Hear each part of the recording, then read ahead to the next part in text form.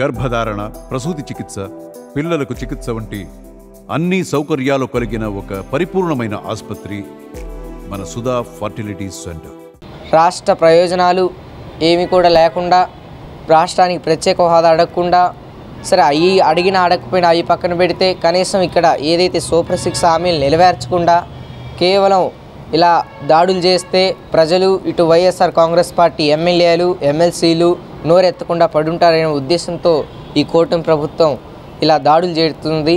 అయినప్పటికీ కూడా వీళ్ళు ఎన్ని దాడులు చేసినా, ఎన్ని విధ్వంసాలు చేసినా పైన దేవుడు అనేవాడు ఒకడు ఉంటాడు. ఖచ్చితంగా కూడా 2029లో మళ్ళీ ఏదైతే ఇప్పుడు ఎలాగైతే ప్రజలు తీర్పిచ్చారో అప్పుడు అలా వైఎస్ జగన్మోహన్ రెడ్డి గారికి తీర్పిస్తారు. అప్పుడు పరిస్థితి ఎలా ఉంటుంది ఆలోచించుకోవాల్సిన అవసరం ఉంది తెలుగుదేశం పార్టీ వాళ్ళు. ఎందుకంటే కార్యకర్తలు అందరూ ఆయిబాయిగా ఉండాలి అంతే తప్పితే, కాకపోతే మమ్మల్ని చూసి నవ్వుకోవడం అవన్నీ సహజంగా జరుగుతుంటే అంతే తప్పితే నవ్వుతో ఎక్కిరిందో సంతోషించాలి తప్పితే ఇలా మాపై దాడులు చేయటం, వైఎస్ఆర్ కాంగ్రెస్ పార్టీ నాయకుల మీద కార్యకర్తల మీద దాడులు చేసి ఆస్తులను ధ్వంసం చేసి ఇలా మొన్న అసెంబ్లీ ముందు జగన్మోహన్ రెడ్డి గారు అలాగే 10 మంది ఎమ్మెల్యేలు ఎమ్మెల్సీలు అందరూ కూడా ఈ దాడులపై గాంధీ గారి అడుగుజాడలో అహింసగా ర్యాలీ చేస్తుంటే సిఐ మధుసూదన్ రావు గారు అడ్డుకోవడం కూడా జరిగింది. మరి పయ్యా కేశవ్ గారు చెప్పారో లేదో అడ్డుకోమని, ఆయనైతే అలా అడ్డుకోవడం జరిగింది. ఏదైతే ఒక ప్రోటోకాల్ లేదు. ఒక మాజీ ముఖ్యమంత్రి ఏ స్థాయిలో అడ్డుకోవాలో ఏ స్థాయిలో అడ్డుకోకూడదు. అతను ఏదైతే ఆ రోజు గవర్నర్ ప్రసంగం కాబట్టి ఎమ్మెల్సీలు కూడా అసెంబ్లీలోకి రావచ్చంట. కాబట్టి ఎమ్మెల్సీలు ఎమ్మెల్యేలు వీళ్ళందరూ కలిసి, ఎందుకంటే ఎమ్మెల్యేల సంఖ్యాబలం తక్కువ ఉంది కాబట్టి ఎమ్మెల్సీలను కూడా తీసుకొని ధర్నాకు వస్తున్నాయి. వాళ్ళని అడ్డుకొని వాళ్ళ చేతిలో ఉన్న పాంప్లెట్లు లాక్కొని సించి వాళ్ళని నెట్టాడు. తాడిపల్లి చంద్రశేఖర్ గారిని ఎర్రగొండపాలెం ఎమ్మెల్యే గారిని కూడా నెట్టిన పరిస్థితి సిఐ మధుసూదన్ రావు గారు. ఇలా చేయటం, ఈ దాడులు అనేది ఖచ్చితంగా మళ్ళీ వైఎస్ఆర్ కాంగ్రెస్ పార్టీ ప్రభుత్వం వస్తే మళ్ళీ ఇలాగనే దాడులు చేస్తే, ఇలా దాడులు చేసుకుంటూ పోతే అటు వాళ్ళ కార్యకర్తలు ఉండరు, ఇటు మా కార్యకర్తలు ఉండరు. కాబట్టి ఈ సంస్కృతిని వెంటనే ఆపేయాలని, దీని మీద వెంటనే ఎంక్వైరీ చేయాలని రాష్ట్ర ముఖ్యమంత్రి నారా చంద్రబాబు నాయుడు గారిని కోరుతూ వెంటనే మీ కార్యకర్తలకు కానీ మీ నాయకులకు కానీ చెప్పి ఈ దాడుల సంస్కృతిని ఆపండి. దయచేసి అక్రమ కేసులు, ఈ దాడులన్నీ ఆపండి, పరిపాలన సాగించండి. మాకు ప్రత్యేక హోదా మన రాష్ట్రానికి తండి, మాకు ప్రతిపక్ష హోదా కూడా ఇవ్వలేదు, అయినా కానీ మేమేం అడగట్లేదు. కానీ ఈ దాడులు అనేది చేయటం సంస్కృతి, ఇది మంచి సంస్కృతి కాదు, ఇది మంచి సాంప్రదాయం కాదని కూడా నేను చంద్రబాబు నాయుడు గారికి మనవి చేసుకుంటున్నాను. మీరు ముఖ్యమంత్రిగా గెలిచారు, ప్రజలు మిమ్మల్ని ఆశీర్వదించారు, మీరు మోడీ గారితో పొత్తు పెట్టుకున్నారు, ప్రజలు మిమ్మల్ని ఆశీర్వదించారు. ఖచ్చితంగా కూడా ప్రజలకి మేలు చేసే, వాళ్ళకి మంచి చేసే కార్యక్రమం చేయాలి తప్పితే ఇలా వైఎస్ఆర్ కాంగ్రెస్ పార్టీ నాయకుల మీద, కార్యకర్తల మీద, అభిమానుల మీద వైఎస్ఆర్ గారి విగ్రహాలను ధ్వంసం చేయటం. గతంలో వైఎస్ఆర్ కాంగ్రెస్ పార్టీ ప్రభుత్వం ఉన్నప్పుడు ఏనాడైనా కానీ ఎన్టీ రామారావు గారి విగ్రహాల జోలి పోలా. ఇంకా జగన్మోహన్ రెడ్డి గారే ఈ కృష్ణా జిల్లాని ఎన్టీఆర్ జిల్లా అని పేరు కూడా పెట్టారు. ఎందుకంటే ఎన్టీ రామారావు గారు అంటే జగన్మోహన్ రెడ్డి గారికి కానీ వైఎస్ఆర్సీపీ కానీ ఎంతో గౌరవం. ఎందుకంటే ఆయన పెద్ద, ఆయన మంచివాడు, మంచి చేశాడు ఆయన హయాంలో అనేది ఎన్టీ రామారావు గారు అంటే అంత గౌరవం. అంతేగాని ఏ రోజు కూడా ఎన్టీ రామారావు విగ్రహాలు రోడ్లకు అడ్డంగా ఉన్నప్పటికి కూడా పక్కన నుంచి రోడ్లు వేసారు తప్పితే ఎన్టీ రామారావు విగ్రహం తీసేయలేదు. ఎందుకంటే ఎన్టీ రామారావు గారు అంత గౌరవం మాకు. మరి రాజశేఖర రెడ్డి గారి విగ్రహాలు తగలబెట్టడం, విధ్వంసాలు చేయటం, ఊళ్ళల్లోంచి తరిగి కొట్టడం, ఇళ్లలో కొట్టడం, ఇలాంటి దాడుల్ని, సంస్కృతిని వెంటనే ఆపేయాలి. గవర్నర్ గారు కూడా మరి చూడాలి, దీని మీద ఎంక్వైరీ చేయించాలి. ముఖ్యమంత్రి చంద్రబాబు నాయుడు గారు, డిప్యూటీ సీఎం పవన్ కళ్యాణ్ గారు కూడా వీటినన్నిటిని వెంటనే ఖండించి దాడులు ఆపవలసిందిగా నేను YSR Congress party social media కార్యకర్తగా మిమ్మల్ని నేను కోరుతూ సెలవు తీసుకుంటున్నాను. నమస్కారం. ఢిల్లీలో జగన్మోహన్ రెడ్డి గారు ధర్నా చేపట్టారు. ఓకే, జాతీయ పార్టీలు కూడా మద్దతు ఇవ్వడం జరిగింది. దీనిపై మీ అభిప్రాయం? ముఖ్యంగా ముందుగా 4వసారి సీఎంగా ప్రమాణ స్వీకారం చేసిన నారా చంద్రబాబు నాయుడు గారికి హృదయపూర్వకమైన ధన్యవాదాలు తెలియజేస్తూ,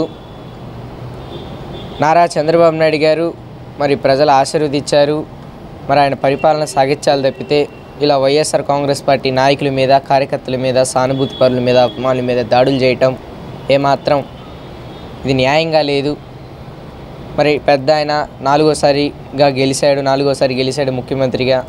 మరి ఏదైతే ఆయన ఈ సూపర్ 6, సూపర్ 7 అనే హామీలు ఇచ్చాడో అవి అమలు చేయాలి తప్పితే అవి అమలు చేయకుండా వైఎస్ఆర్ కాంగ్రెస్ పార్టీ నాయకుల మీద, కార్యకర్తల మీద దాడులు చేయటం, అలాగనే జగన్మోహన్ రెడ్డి గారికి కనీసం ప్రతిపక్ష హోదా, రాజ్యాంగబద్ధంగా ప్రతిపక్ష హోదా ఇవ్వాలని రాజ్యాంగంలో ఉందంట.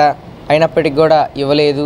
అయినా కానీ అవన్నీ పట్టించుకోకుండా జగన్మోహన్ రెడ్డి గారు ముందడుగు కార్యకర్తల కోసం ఆయన నిన్న కార్యకర్తల మీద జరిగిన అటాక్లు ఏదైతే ఈ 35 రోజుల్లో వైఎస్ఆర్ కాంగ్రెస్ పార్టీ నాయకుల మీద, కార్యకర్తల మీద, అభిమానుల మీద, వాళ్ళ మీద జరిగిన అటాకులపై, దాడులపై నిన్న ఢిల్లీలో ధర్నా చేయడం జరిగింది జంతర్ మంతర్ సెంటర్ దగ్గర. ఆ కార్యక్రమానికి అన్ని పార్టీ నాయకుల్ని, అధినేతల్ని కూడా ఆహ్వానించడం జరిగింది. నిన్న పెద్ద పెద్దోళ్ళు కూడా వచ్చారు. ఇతర రాష్ట్రాల నుంచి పార్టీలు కూడా మద్దతు తెలిపారు జగన్మోహన్ రెడ్డి గారికి.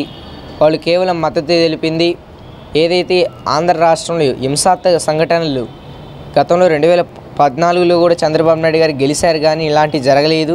కానీ ఇప్పుడు 2029లో చంద్రబాబు నాయుడు గారు 4వ తడవు గెలిచాడు. ఇలాంటివి జరగటం అసలు విచిత్రంగా ఉంది.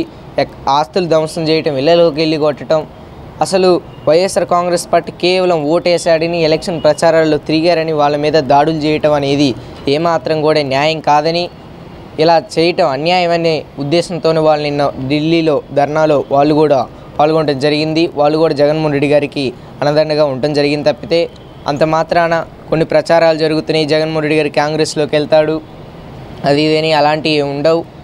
ఖచ్చితంగా జగన్మోహన్ రెడ్డి గారు మళ్ళీ ఓదార్పు యాత్ర లాంటివి చేపడతాడు, కార్యకర్తలకు అండగా ఉంటాడు. ఏదైతే ఈ తెలుగుదేశం పార్టీ ప్రభుత్వం తమ హామీలు నెరవేర్చి మేము ఇది చేసాము మా వ్యాయామంలో అని చెప్పుకునేదాలా హామీలు నెరవేర్చాలి, రాష్ట్రాన్ని అభివృద్ధి చేయాలి. తప్పితే ఇలా వైఎస్ఆర్ కాంగ్రెస్ పార్టీ నాయకుల మీద, కార్యకర్తల మీద, సానుభూతి పరుల మీద, అభిమానుల మీద దాడులు చేయడం అనేది ఇది కరెక్ట్ కాదు. ఈ సంస్కృతి బీహార్ సంస్కృతి అని తేటం జరుగుతుంది. ఇదని చాలా డేంజర్ కూడా. అంతేకాకుండా జగన్మోహన్ రెడ్డి గారికి భద్రత కూడా తగ్గించారు. మరి ఒక మాజీ సీఎం, మరి అలాగనే వైఎస్ఆర్ కాంగ్రెస్ పార్టీ అధ్యక్షులు అయినప్పటికీ కూడా 5గురున 6గురున ఇచ్చారు. అలాగనే ఆ పాత బుల్లెట్ ప్రూఫ్ వాహనం ఇచ్చారు. ప్రభుత్వం జగన్మోహన్ రెడ్డి గారి భద్రతపై కూడా ఎంతో నిర్లక్ష్యంగా ఉంది. సరే, ఈ భద్రత జగన్మోహన్ రెడ్డి గారి భద్రతపై నిర్లక్ష్యం, ఖచ్చితంగా జగన్మోహన్ రెడ్డి గారు మళ్ళీ ఓదార్పు యాత్ర లాంటివి చేపడతాడు, కార్యకర్తలకు అండగా ఉంటాడు. ఏదైతే ఈ తెలుగుదేశం పార్టీ ప్రభుత్వం తమ హామీలు నెరవేర్చి మేము ఇది చేసాము మా వ్యాయామంలో అని చెప్పుకునేదాలా హామీలు నెరవేర్చాలి, రాష్ట్రాన్ని అభివృద్ధి చేయాలి. తప్పితే ఇలా వైఎస్ఆర్ కాంగ్రెస్ పార్టీ నాయకుల మీద, కార్యకర్తల మీద, సానుభూతి పరుల మీద, అభిమానుల మీద దాడులు చేయడం అనేది ఇది కరెక్ట్ కాదు. ఈ సంస్కృతి బీహార్ సంస్కృతి అని తేటం జరుగుతుంది. ఇదని చాలా డేంజర్ కూడా. అంతేకాకుండా జగన్మోహన్ రెడ్డి గారికి భద్రత కూడా తగ్గించారు. మరి ఒక మాజీ సీఎం, మరి అలాగనే వైఎస్ఆర్ కాంగ్రెస్ పార్టీ అధ్యక్షులు అయినప్పటికీ కూడా 5గురున 6గురున ఇచ్చారు. అలాగనే ఆ పాత బుల్లెట్ ప్రూఫ్ వాహనం ఇచ్చారు. ప్రభుత్వం జగన్మోహన్ రెడ్డి గారి భద్రతపై కూడా ఎంతో నిర్లక్ష్యంగా ఉంది. సరే, ఈ భద్రత జగన్మోహన్ రెడ్డి గారి భద్రతపై నిర్లక్ష్యం, రాష్ట్ర ప్రయోజనాలు ఏమీ కూడా లేకుండా, రాష్ట్రానికి ప్రత్యేక హోదా అడగకుండా, సరే అవి అడిగినా అడగకపోయినా అవి పక్కన పెడితే కనీసం ఇక్కడ ఏదైతే సూపర్ 6 హామీలు నెరవేర్చకుండా